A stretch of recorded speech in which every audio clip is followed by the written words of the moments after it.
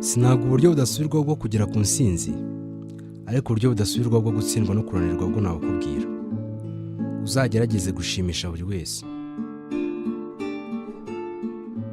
Byamfashe igihe kirekire cyane kugira ngo numve ko nkwiriye kureka burundu buri kintu cyose mbona ko kitanzanira inyungu cyangwa se kitagenda nk'uko nabyifuzaga. Ahari nawe ushobora kubona ko ibyo ushaka gukora cyangwa se abantu ushaka gukorana nabo batumva neza intego yawe. Aho guta umwanya wawe ugoragoza ibitazashoboka, ni byiza kubereka by'ikigendwa hanyuma ugashaka ubundi buryo. Iyo ibiryo byabishye ntabwo twita ku kuntu uri umutetsi mwiza, biba byabishye nyine. Niba rero nawe ubona uburyo ubu n'ubu uri gukoresha butagenda, uyu ni umwanya mwiza wo guhindura, kuko kwicuza ni ikintu nanga cyane. Wowe sinzi uko bimeze. Kwerekana itandukaniro ntabwo bivuze kugendesha amaboko aho abandi bagendesha amaguru cyangwa guta indangagaciro z'intore. Ahubwo ikigenderewe ni ukuzishyira mu bikorwa imwe kuri imwe mu buryo bwunguka. Tukivuga kureka ibimenyerewe, hari ukuri kuriho utakwirengagiza. Unakwirengagije wagwa muri wa mutego wo kumera nk'abandi bose, intego y'amasaha ane mu cyumweru ntuyishyikire. Ubukire nyabukire burya si amafaranga gusa, ahubwo ubukire nyabukire butangira mu bitekerezo n'ubuzima tubaho bwa buri munsi. Abakire nyabo rero si abakora cyane bagategereza ikiruhuko cy'izabukuru, ahubwo nababona ibibahagije hanyuma bakanezererwa igihe cyabo, izabukuru zagera ntibabure icyo bakora.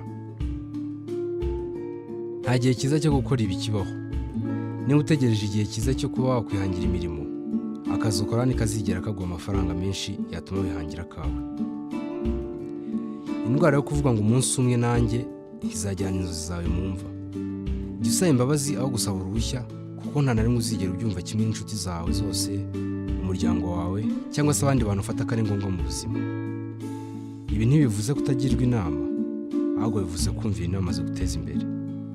Ni ukuvuga ngo zigukura mu cyiciro wari urimo zikakujyana mu cyisumbuyeho. Intego ni ugukoresha ihame rya 80/20 twavuzeho.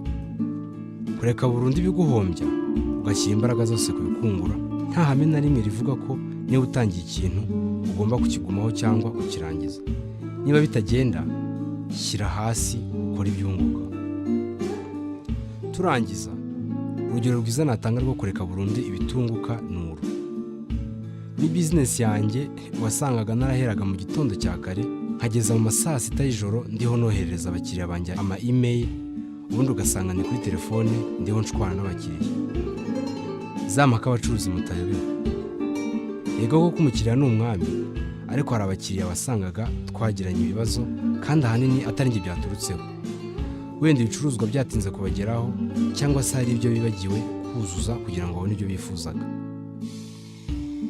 Kugira ngo bazi ibyo ari byo, ugasanga bari kuntuka bambwira ko ari njye muswa muri bizinesi wa mbere babonye, ko nkwiriye no gufunga kuko ntacyo maze. Nyuma yo kumva ayo magambo, ugasanga ndi kwihohora, babwira ko rwose atari byiza gutukana n'ibindi byinshi mutayobewe.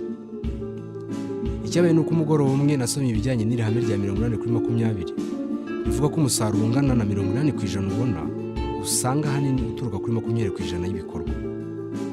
Ibi byabaye nko kumumura, hanyuma ndebye muri abakiriya banjye nsanga 5% gusa nibo banzanira inyungu irenga 98%.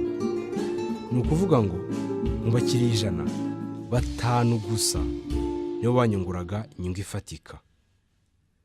Ikindi navumbuye ni uko abakiriya bangoraga bose bari muri babandi benshi batanyungura mu by'ukuri. Hanyuma mfata icyemezo cyo kureka gukorana burundu n'abandi benshi bangora, hanyuma imbaraga zose nkazishyira ku bampa inyungu ifatika. Igitangaje ni uko inyungu yanjye yiyongereyeho 60%, hanyuma amasaha nakoraga mu cyumweru ava kuri 80 agera kuri 17. Wenda ushobora kutabyumva neza cyangwa ukabyita kutamenya ubucuruzi, ariko kugira ngo nshimangire neza uyu muco wo kureka burundu abantesha umwanya, umwe muri babakiriya bangoraga yashatse kongera kunserereza no kungora, ndamureka arabanza arangiza kuntuka, hanyuma nanjye neza gukorana natwe ubu bwa nyuma dukoranye, ndetse mbera ko mushyira ku rutonde rwirabura ngo bibe bibaye ubwa nyuma nkoranye n'umukiriya nk'uyu. Ndakupa. uko biri kose aha nari natangiye gusobanukirwa gukoresha cyangwa se elimination, kwica ku bimpombya n'ibintera umwanya.